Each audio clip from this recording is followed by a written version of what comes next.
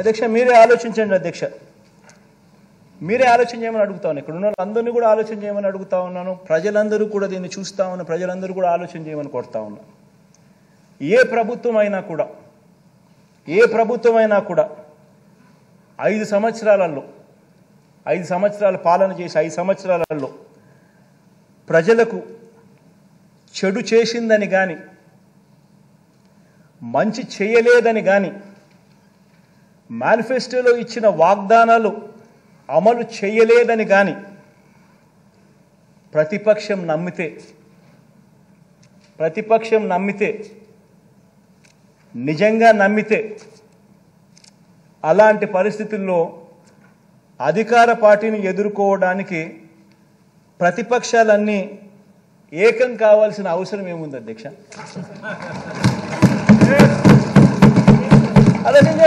అధ్యక్ష నేను ఏకం కావాల్సిన అవసరం ఏముంది అధ్యక్ష? ఎట్టాగో గాలికి ఎగిరిపోతారు. ఏకం కావాల్సిన అవసరం ఏముంది అధ్యక్ష? ఇంతే కదా అధ్యక్ష, జాతీయ పార్టీతో కూడా ప్రత్యక్షంగా ఒకరితోనూ పరోక్షంగా మరొకరితోనూ, జాతీయ పార్టీలతో కూడా అధ్యక్ష అవగాహన కుదుర్చుకొని కుట్రలతో పరువు దక్కించుకోవాల్సిన పరిస్థితిలో ఈరోజు మన ప్రతిపక్షం ఉందంటే దాని అర్థం ఏమిటి అధ్యక్ష? ఆలోచన చేయమని అడుగుతా ఉన్నా. ఇంతమందిని ఏకం చేసి ఇన్ని కుట్రలు పన్ని, ఇన్ని ఈనాడు, ఆంధ్రజ్యోతి, TV5, ఇంతమంది, ఇన్ని పార్టీలు, ఇన్ని కుట్రలు, ఇన్ని కుతంత్రాలు, ఇన్ని పొత్తులు. ఆ పక్క చూస్తే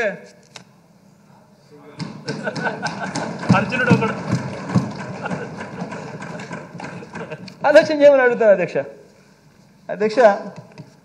ప్రతిపక్షం బలపడలేదు అధ్యక్ష. అభివృద్ధి చేసిన అధికార పార్టీకి తిరుగు లేదు అధ్యక్ష. దీని అర్థం ఇదే అందుకనే ఇవన్నీ జరుగుతూ ఉన్నాయి అధ్యక్ష. ప్రజల్లో వారు లేరు కాబట్టి ప్రతిపక్షం కుట్రలను, పొత్తులను ఆశ్రయించింది అధ్యక్ష. పొత్తులతో పాటు అబద్ధాలని, మోసాలని కూడా నిజంగా ఆశ్రయించడం అన్నిటికన్నా దారుణం అధ్యక్ష. అందుకనే ఈ మధ్య కాలంలో చంద్రబాబు నాయుడు గారు కొత్త వాగ్దానాలతో కొత్త గారడీలు చేస్తూ ఉన్నాడు. అసలు ఎక్కడా లేని కొత్త వాగ్దానాలు అధ్యక్ష. ఈ వాగ్దానాల గురించి మాట్లాడే ముందు అధ్యక్ష ఒక్క విషయం, ప్రతి ఇంట్లో, ప్రతి పేద కుటుంబం, ప్రతి ఒక్క కుటుంబం కూడా ఆలోచన చేయమని చెప్పి కోరుతా ఉన్నా. దీని గురించి, ఈ వాగ్దానాల గురించి, చంద్రబాబు చేసిన వాగ్దానాల గురించి మాట్లాడే ముందు అధ్యక్ష ప్రతి విషయం కూడా ఆలోచన చేయమని అడుగుతాను.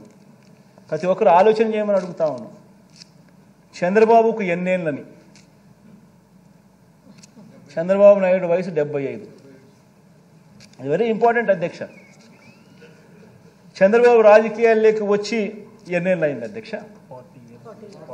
45 ఏళ్ళు అధ్యక్ష. చంద్రబాబు మొదటిసారి సీఎం అయ్యి ఎన్నేళ్ళు అయింది అధ్యక్ష? దాదాపు 30 సంవత్సరాలు అధ్యక్ష. మరి ఇన్నేళ్ల తర్వాత కూడా అధ్యక్ష, ఇన్ని సంవత్సరాల తర్వాత కూడా 3 సార్లు సీఎం అయిన తర్వాత కూడా అధ్యక్ష, 3 సార్లు సీఎం అయిన తర్వాత కూడా అధ్యక్ష, ఇంకా ఇప్పటికి కూడా ఇంకా ఇది చేశా కాబట్టి నాకు ఓటేయండి అని ఆయన నోట్లో నుంచి రావడం లేదు అధ్యక్ష. ఇప్పుడు కూడా ఏమంటున్నాడు అధ్యక్ష, నాకు మరోసారి ఛాన్స్ ఇస్తే నేను అది చేస్తా, ఇది చేస్తా అని చెప్తున్నాడు అధ్యక్ష. ఈ రోజుకి కూడా అధ్యక్ష ప్రతి పేద కుటుంబం అధ్యక్ష, ప్రతి సమావేశంలో ప్రతి ఒక్కరూ కూడా ఈ విషయంగా ఆలోచన చేయాలి, ఈ విషయంగా చర్చ జరగాలి అధ్యక్ష. ఇన్నేళ్ల తర్వాత కూడా చంద్రబాబు గారి పేరు చెబితే ఇన్ని సంవత్సరాల తర్వాత 3 సార్లు ముఖ్యమంత్రి, 14 ఏళ్ళు ముఖ్యమంత్రిగా పరిపాలన చేశాడు. ఇంతకుముందు నేను చెప్పినట్టుగా 75 ఏళ్ళ వయసు, 45 ఏళ్ళ రాజకీయ జీవితం, 30 ఏళ్ల కిందట నేను ముఖ్యమంత్రి అయినాడు. ఇన్ని సంవత్సరాల తర్వాత ఈ రోజుకి కూడా చంద్రబాబు పేరు చెబితే గుర్తుకొచ్చే కనీసం ఒక్క స్కీమ్ అయినా ఉందా అని చెప్పి ప్రతి ఒక్కరూ ఆలోచన చేయాలి. కరువు వెనుకోటు ఆయన పేరు చెప్తే అధ్యక్ష, ఆయన పేరు చెప్తే కరువు వెనుకోటు ఆయన పేరు చెప్తే ఈ రోజుకి కూడా గుర్తుకొచ్చే ఒక్క స్కీము లేదు. కానీ ఆయన పేరు చెప్తే మాత్రం ఇవాళటికి కూడా గుర్తుకొచ్చేది ఇవాళటికి కూడా అధ్యక్ష ఎన్టీ రామారావును వెన్నుపోటు ఎవడు పొడిచాడు అని అంటే గుర్తుకొచ్చే పేరు ఫస్ట్ చంద్రబాబు నాయుడు. ప్రజలను ఎవరు వెన్నుపోటు పొడిచారంటే గుర్తుకొచ్చే పేరు చంద్రబాబు నాయుడు. అక్క చెల్లెమ్మలను ఎవరు వెన్నుపోటు పొడిచారంటే గుర్తుకొచ్చే చంద్రబాబు నాయుడు. 2000 రూపాయల నిరుద్యోగ భృతి తర్వాత ఇవ్వకోకుండా ఎగరగొట్టింది ఎవరంటే ఇప్పటికీ చంద్రబాబు. బ్యాంకుల్లో పెట్టిన బంగారం రైతులకు ఇప్పిస్తానని చెప్పింది ఎగరగొట్టింది ఎవరంటే చంద్రబాబు. రైతులకు రుణమాఫీ అని చెప్పి ఎగరగొట్టింది ఎవరంటే ఇప్పటికీ చంద్రబాబు. గుర్తుకొచ్చేటివి అధ్యక్ష ఇవన్నీ, నేను చెప్పేటివన్నీ కూడా అధ్యక్ష. అధ్యక్ష బాబు పేరు చెప్తే అధ్యక్ష గుర్తుకొచ్చే స్కీమ్ ఒకటంటే ఒకటైనా ఉందా అని అడుగుతా ఉన్నాను. ప్రతి కుటుంబంలోనూ ఈ చర్చ జరగాలి అధ్యక్ష. అధ్యక్ష బాబు చంద్రబాబు అధ్యక్ష మీ సామాజిక వర్గాలకు చేసిన మేలు ఏమన్నా ఉందా అని కూడా ప్రతి సామాజిక వర్గంలో కూడా చర్చ జరగాలి అధ్యక్ష. ఎందుకంటే ప్రతి సామాజిక వర్గాన్ని మోసం చేశాడు. అసలు ఆయన మేనిఫెస్టో వచ్చింది అని అంటే అధ్యక్ష ఇంతలా బుక్ వస్తుంది. ఆ బుక్లో ఒక్కొక్క పేజీలో ఒక్కొక్క సామాజిక వర్గానికి ఇన్ని హామీలను పెడతాడు. ఎన్నికలు అయిపోయిన తర్వాత ఆ బుక్ ఆ మేనిఫెస్టో ఎక్కడికి పోతుందంటే చెత్తబుట్టలోకి వెళ్ళిపోతుంది. ఆ మేనిఫెస్టో ఎక్కడుందని చెప్పి నెట్లో ఎతికినా కూడా ఎక్కడ కనిపించదు. కనీసం నెట్లో కూడా దాన్ని కనపడకుండా చేసేస్తారు. ఏ సామాజిక వర్గానికి కూడా తను చేసింది ఏమిటి అని అంటే కూడా కనీసం చెప్పుకునే దానికి ఏమీ లేని అధ్వానమైన పరిస్థితిలో ఆయన పాలన సాగింది. ప్రతి ఇంట్లో ఈ చర్చ జరగాలి అధ్యక్ష. అధ్యక్ష బాబు పేరు చెప్తే అధ్యక్ష ఏ గ్రామానికైనా తాను వెళ్ళి ఇన్ని సంవత్సరాలు ముఖ్యమంత్రి ఇన్ని బ్యాక్గ్రౌండ్ అంతా చెప్పిన 75 ఏళ్ళ వయసు అని చెప్పినాను, 30 ఏళ్ళు కిందట ముఖ్యమంత్రి అని చెప్పినాను, 3 సార్లు ముఖ్యమంత్రి అయినాడు అని చెప్పినాను, 14 ఏళ్ళు పాలన అని చెప్పినాము. ఇన్ని చెప్పిన తర్వాత అధ్యక్ష ఏ గ్రామంలో అయినా కూడా ఆయన అక్కడికి వెళ్ళి నిలబడి నా హయాంలో నా ప్రభుత్వంలో ఇది నేను చేశా అని చెప్పి అనుకుంటే కనీసం ఒకటన్నా ఒక బిల్డింగ్ అన్నా కనిపిస్తుందని అడుగుతున్నా.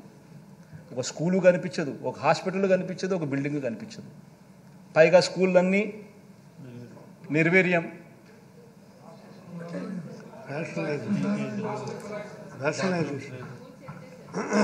మే స్కూళ్ళల్లో పరిస్థితికి నేను చెప్పాల్సిన పనుల చంద్రబాబు హయాంలో ఏ మాదిరిగా ఉన్నాయో ఆ రకంగా కనిపించే పరిస్థితి అధ్యక్ష. అధ్యక్ష ఎందుకంటే అధ్యక్ష ఇప్పుడు కూడా అధ్యక్ష ఈ మనిషి ఇప్పుడు కూడా ఈ మనిషి గురించి ఎందుకు ఇంతగా నేను చెప్పాల్సి వచ్చిందంటే ఇప్పుడు కూడా అధ్యక్ష మరోసారి అలాంటి అబద్ధాలు, మరోసారి అలాంటి మోసాలతో మళ్ళీ మరో మేనిఫెస్టో అని చెప్పి ఆయన ముందుకు వస్తూ ఉన్నాడు అధ్యక్ష. అధ్యక్ష ఈ మనిషిని నమ్మడం అంటే ఏమిటి అధ్యక్ష? బంగారు కడియం బహుమతిగా ఇస్తానని ఊబులోకి దింపి మనుషులను తినేసే కథలో పులి మాదిరిగా కొత్త ఎర్రలతో ఈ పెద్ద మనిషి బయలుదేరాడు అధ్యక్ష. ఈ మనిషిని నమ్మితే ఆ పులి కథే గుర్తుకొస్తుంది అధ్యక్ష. అబద్ధాలు చెప్పేటప్పుడు అధ్యక్ష భావదారిద్ర్యం ఎందుకు అన్నది బాబు సిద్ధాంతం అధ్యక్ష. అబద్ధాలు చెప్పేటప్పుడు భావ దారిద్ర్యం ఎందుకు అనేది ఆయన సిద్ధాంతం అధ్యక్ష. ఏమైనా చెప్పేసి ఇట్లా అబద్ధాలు చెప్పేటప్పుడు ఏముంది, 1,00,000 అయితేనేమి, 1,00,00,000 అయితేనేమి, యాడైనా చెప్పేసి అది ఆయన సిద్ధాంతం అధ్యక్ష. నమ్మినవాడు మునుగుతాడు,